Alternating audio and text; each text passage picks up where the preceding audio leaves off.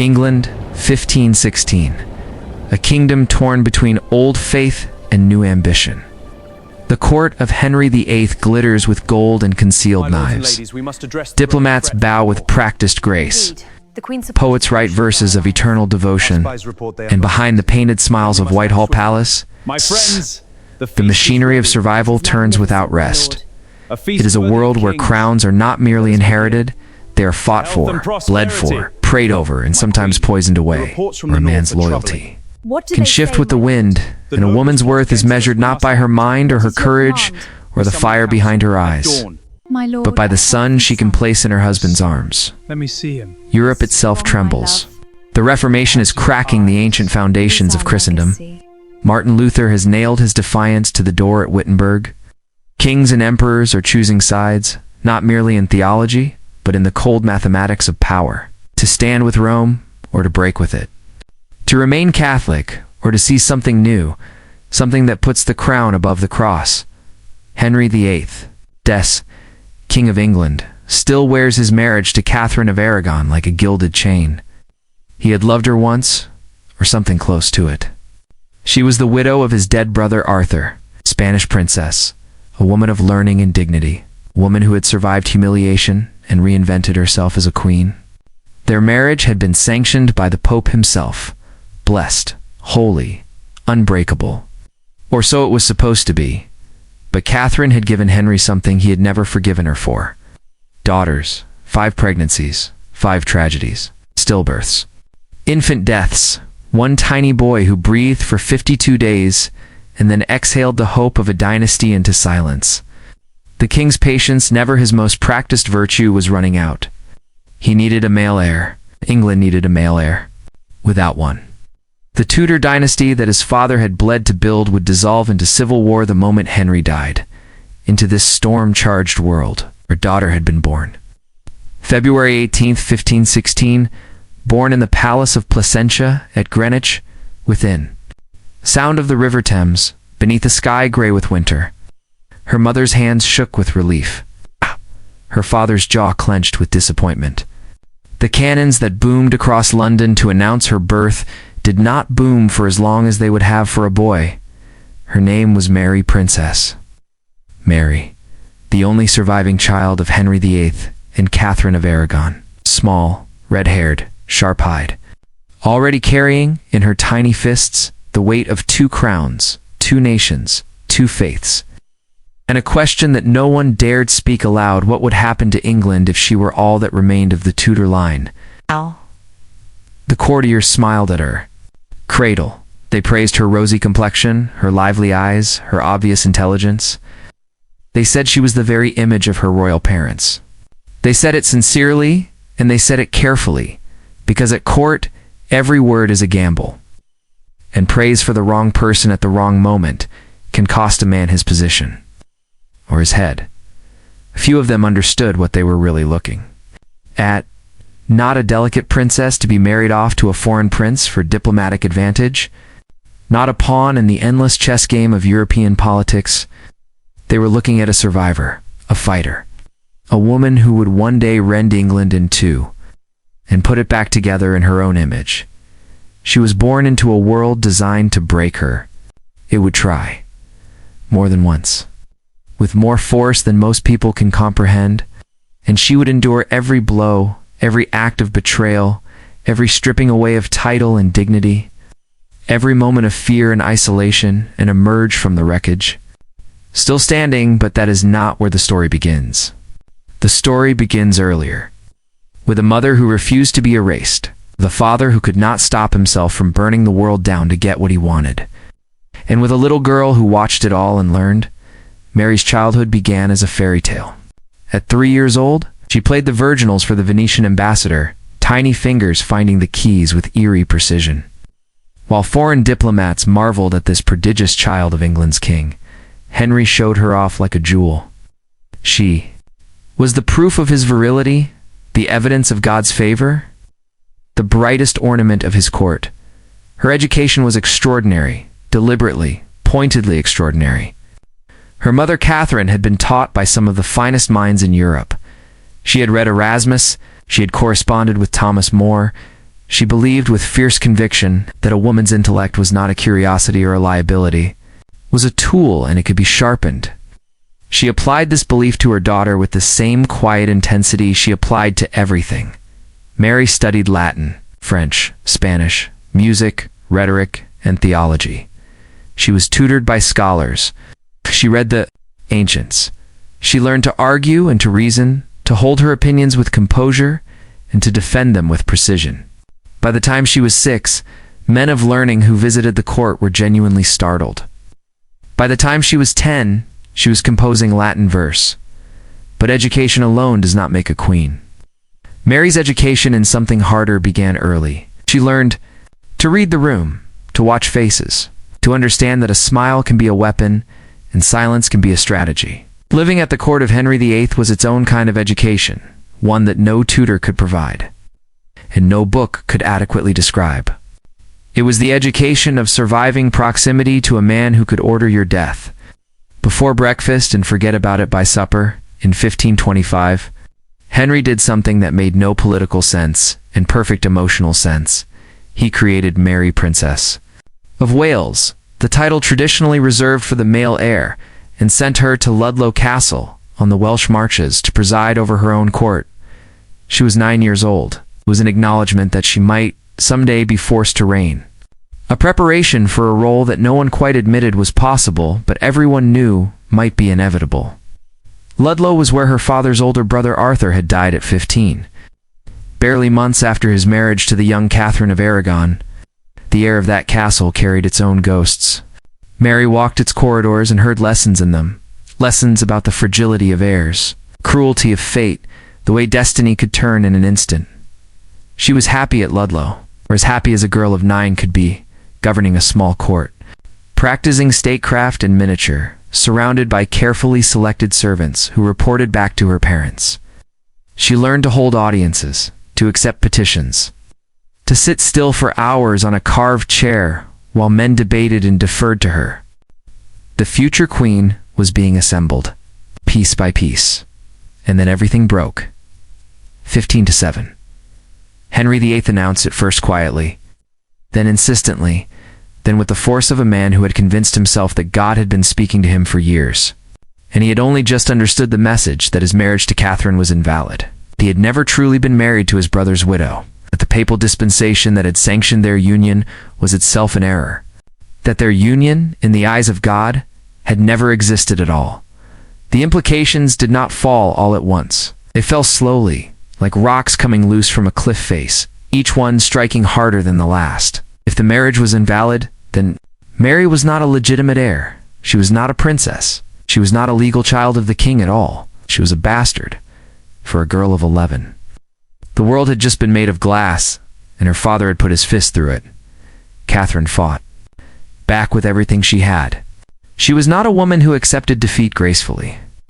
And she was not a woman who believed that any court on earth, not even Henry's court, not even the English legal system under whatever pressure Henry chose to apply, could overturn the word of God and the authority of Rome. She wrote to the Pope. She wrote to her nephew, the Holy Roman Emperor Charles V. She argued her case with a ferocity that left even her enemies admiring her, and Mary watched. 11, 12, 13, 14, watching her mother fight and her father harden, learning in those years that love is not protection, that titles can be stripped away, that even the most powerful woman in England could be slowly, methodically dismantled by a man who had decided he no longer needed her. The girl who had played virginals for ambassadors was growing up. The fairy tale was over. What replaced it was something harder and more durable, a will forged in suffering, a faith deepened by persecution, the identity that could not be shaken because it had already survived the worst. 1533. The act of succession passes, and Boleyn is queen, the child growing in her belly, Henry's child. The child he has broken a marriage and fractured a church to conceive is declared the legitimate heir of England. And Mary, 18 years old, is stripped of her title, her household, her servants, her income, and her name. She is no longer Princess Mary. She is the Lady Mary. a designation that strips her of royal legitimacy while keeping enough form. To avoid an international incident, her father sends commissioners to demand that she sign documents acknowledging her own illegitimacy. She refuses. Quietly, firmly, without dramatic gestures, without tears, she refuses. This is the first great test of Mary's character, and she passes it with a composure that astonishes even those who have underestimated her. The men sent to break her return to court with reports they do not quite know how to write. She is respectful. She is calm. She offers no provocation. She simply does not yield. They send her to serve as a lady-in-waiting to her infant half-sister Elizabeth. A deliberate humiliation. The baby she is meant to wait upon is the child of the woman who destroyed her mother. She goes. She does not rage against it publicly, but in private, in letters carefully worded, she says what she means. She does not recognize Elizabeth's title. She does not recognize Anne Boleyn's queenship. She will not sign anything that diminishes her own legitimacy. Henry threatens her. Through intermediaries, the message is delivered: sin or face the consequences. The consequences for a daughter who defied Henry VIII were not theoretical. This was a man who had beheaded 2 of his own wives. This was a man who had executed his closest advisor, Thomas More, for the sin of principled silence. The threat against Mary was real. She does not sign. Catherine of Aragon dies in January 1536. Alone at Kimbolton Castle, separated from her daughter for years by royal decree, they had not been permitted to see each other, though both had written letters of aching tenderness. Catherine died still calling herself queen. She died with the conviction that she had never ceased to be Henry's true wife. And she died without seeing her daughter again. When the news reached Mary, something inside her calcified. Not collapsed, calcified. Hardened into a form that would never fully soften again. Her mother was gone. The one person who had understood completely and without qualification the weight of what Mary was carrying, gone. Alone now, in a hostile court, watched by enemies, surrounded by people whose first loyalty was to the king, and then fate, with its black sense of humor, shifted again. Anne Boleyn fell. In May 1536, Anne was arrested on charges of adultery and treason, charges that historians have debated endlessly ever since. Whether she was guilty or not, the outcome was the same. She was beheaded on Tower Green. Elizabeth, her daughter, was now in exactly the same position Mary had occupied 3 years earlier. Declared illegitimate, stripped of her title, reduced to the Lady Elizabeth, Henry moved with terrifying speed. Within 11 days of Anne's execution, he married Jane Seymour. The cycle of need and discard had begun again. But something had changed in the calculation. Mary was back in favor, or something approaching it. Henry reached out. His agents suggested that if she would simply just sign the papers acknowledging the supremacy of the crown over the church, acknowledging that her parents' marriage had been unlawful, she could be restored. And here's the moment that history sometimes rushes past too quickly. Mary signed. In the summer of 1536, under tremendous pressure, physical isolation, financial ruin, the very real possibility of imprisonment or worse, Mary signed the document she had refused. For years, she acknowledged on paper the invalidity of her parents' marriage and the royal supremacy. It broke something in her. She wrote afterwards to her advisor Chapais in terms of agony, calling it a sin against God and her conscience, begging for papal absolution. She had not changed her beliefs. She had yielded to force. And the distance between those two things, between the public capitulation and the private conviction, would define the rest of her life. She was restored to court. She was given back a household. She sat at the king's table again. Outwardly, the crisis seemed to have passed, but the Mary who emerged from those years was not the Mary who had entered them. She was harder, more suspicious, more deeply, immovably committed to the faith that had been her mother's faith. Beneath a composed exterior, something was waiting, patient as stone, enduring as iron, waiting for the moment when the world would finally allow her to be herself. The years between 1536 and 1547. are the years of endurance, of watching, of waiting, of learning through forced proximity to power. Every technique of political survival that would one day serve her as queen, Henry cycled through wives with the regularity of the seasons. Jane Seymour gave him what Catherine of Aragon never could, a healthy son, Prince Edward, born October 12, 1537.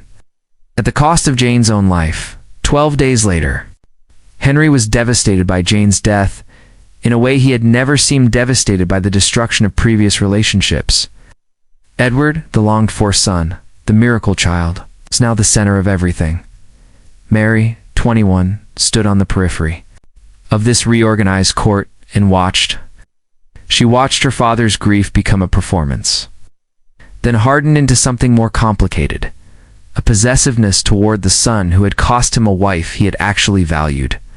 She watched little Edward be surrounded by Protestant tutors, absorbed into an educational program designed to produce an evangelical king. She watched the theological ground shift beneath England's feet. The break with Rome had not produced a clearly Protestant England, not yet. Henry himself was a theological conservative on many points. He believed in transubstantiation, despised Lutheran doctrine. The Reformation he had initiated was about power, not belief. And he wielded his religious authority with the same selective ferocity he applied to everything, executing Catholics who denied the supremacy and executing Protestants who denied transubstantiation. Sometimes in the same afternoon, Mary navigated this minefield with extraordinary care. She attended Mass, privately, carefully, without drawing attention to what she was doing or making statements that could be construed as political defiance. She had learned at considerable cost that survival required the management of visibility, being seen doing the right things by the right people, and not being seen at all by the wrong ones. Henry married Anne of Cleves in 1540 in a diplomatic arrangement that collapsed almost immediately. He found her physically unappealing and had the marriage annulled after 6 months. Then came Catherine Howard, young, vivacious, connected to the powerful Howard faction at court, who was executed for alleged adultery in 1542 when she was barely 18 years old. Then Catherine Parr in 1543, intelligent Protestant-leaning, a woman who managed Henry's declining health and volcanic temperament with diplomatic skill that approached genius. Mary was on good terms with Catherine Parr. Both women, in their different ways, were survivors navigating the same treacherous landscape. Catherine Parr even managed, briefly, to bring about a degree of reconciliation between Henry and both his daughters. Some of the warmest moments in Mary's relationship with her father came in these final years. Not love, exactly. Too much had happened for that, but a functional peace, a shared table. The faint warmth of proximity to power. Edward the Prince was growing up in a different world from both his sisters. He was Protestant, genuinely, evangelically Protestant, shaped by tutors who saw in him the instrument of England's full Reformation. Mary and Edward shared a father's blood and almost nothing else. Their relationship was affectionate on the surface and built on an abyss beneath it. When Henry VIII died on January 28, 1547, the world held its breath. He had been the defining force in English life for 38 years. His exit left a vacuum, so large that men scrambled to fill it, each calculating in those first hours what the new reign would mean for their survival. Edward VI became king at 9 years old. And the men who surrounded him, his uncle Edward Seymour, then John Dudley, Duke of Northumberland, were not interested in the measured, cautious reformation Henry had orchestrated. They were Protestants, real ones. They had a child king in their hands and an entire national church to reshape the world. Mary had endured for 20 years the world of enforced compromise, strategic silence, careful performance was about to become incomparably harder. Edward VI's reign lasted 6 years, minus 1547 to 1553, and in those 6 years, England was rewritten. The Mass, which Mary had attended in carefully managed privacy, was abolished. The churches were stripped of their images, their statues, their altars. The Latin liturgy that had structured every birth, marriage, and death in England for 1,000 years was replaced by the New Book of Common Prayer, Thomas Cranmer's masterwork. Beautiful and Protestant, and to Mary a desecration, she refused to comply. Here was the iron that had formed in those years of humiliation, emerging at last in full view without apology. Mary continued to hear Mass in her household, with her servants. In defiance of royal proclamation, in defiance of the law, in defiance of the men who ruled in her brother's name, the council sent commissioners. They were received with courtesy and dismissed without results. Mary wrote to Edward directly letters of painful intensity, pleading not for permission to be different, but for acknowledgement that the faith she practiced was the faith of their common ancestors, the faith that had defined England before either of them was born. Edward, the earnest evangelical boy, replied in terms of genuine theological conviction.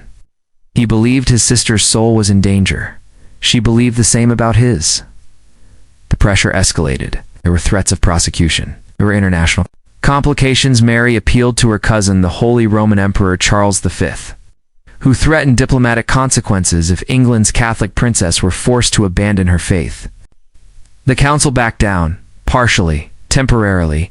The game of pressure and resistance continued. Mary's household became a strange island in a Protestant sea, a place where old rhythms continued, where candles burned before the altar, where priests said the words that had been outlawed everywhere else. Servants who served her did so knowing they were connected to something dangerous. Some left. The ones who stayed understood what it meant to be part of her world.